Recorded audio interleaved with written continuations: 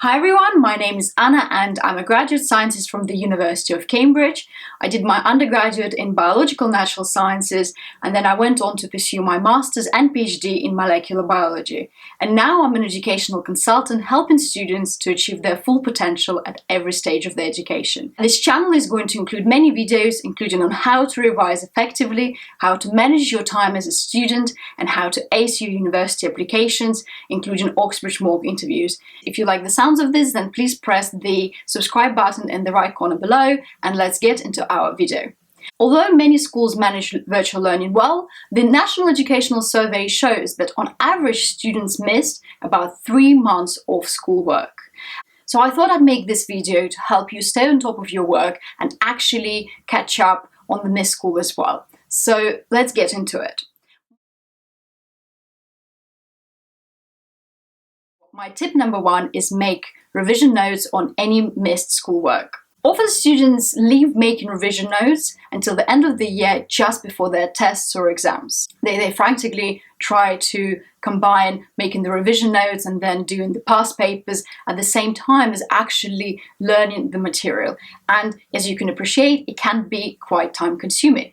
So what I would recommend doing is actually making revision notes as soon as you finish a topic at school, which might take several lessons. This will require you to put a little bit of more work with your studies at this stage, but actually by the time your exams and tests come along, you will already have your revision notes and you can just go back and review them, and that will be your form of revision.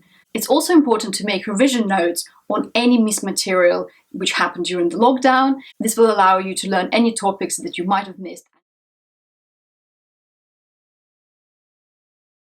This brings me to my tip number 2, is use subject specification. Subject specification is a free document that can be found online, and it's basically a summary of what you're going to be examined on. I would highly recommend printing or downloading a copy and using subject specification to verify your revision notes. And using sciences as an example, quite often students copy the notes from the textbook, but they might miss the experimental evidence. So actually in the specification, you might have a point which says you need to learn this experiment for this specific topic, and you will be tested on it. So then you can go back to your revision notes and actually add any missing information. Quite often, specification might include the definition or perfect phrasing of some certain points, which you can memorize, because that's the way the examiners will want you to answer certain questions. So I would really recommend having a copy and using that as a checklist for what you need to know.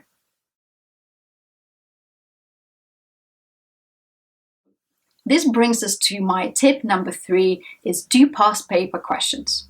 Okay. What I mean by that is not doing just any past paper questions, but specific to your topic.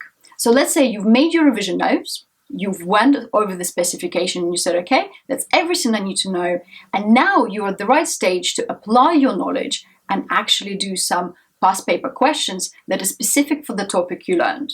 So I would recommend going through some past papers, picking the questions that are specific for your topic and trying some of those. You might find you can do well in those questions, or sometimes you actually might struggle to apply your knowledge to that specific topic. And that's okay. You just keep doing that and then go through the mark schemes and you will get that.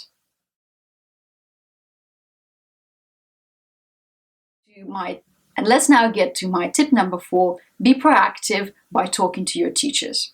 So remember, this is quite a hectic time for schools and your teachers, and they're trying to do their best to make sure that you learn everything and catch up on the missed school work.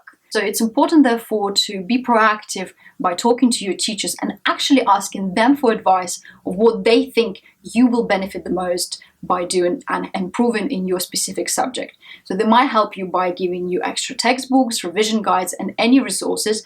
So it's important to build this working relationship with your teachers, because they'll know that you will want to improve in your subject and they will support you throughout the year.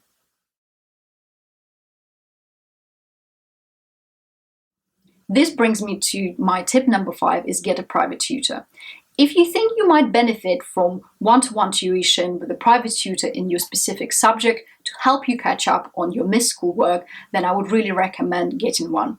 If you find a good tutor, they'll help you learn your material provide you with extra resources and actually help you with exam technique in your specific subject. I personally had some private tuition when I was back at school, and it really helped me to get my desired grades. So especially in this difficult time, it's important to stay on top of your work, and having a private tutor can really help. This brings us to the end of this video, and I hope you find some of my tips useful. Remember, it's important to stay proactive and organized as we're living still through very difficult times, and we don't know what lies ahead. So it's important to be organized about your studies, which will help you in the long run. So stay tuned, please subscribe, and I'll see you in my next video. Goodbye.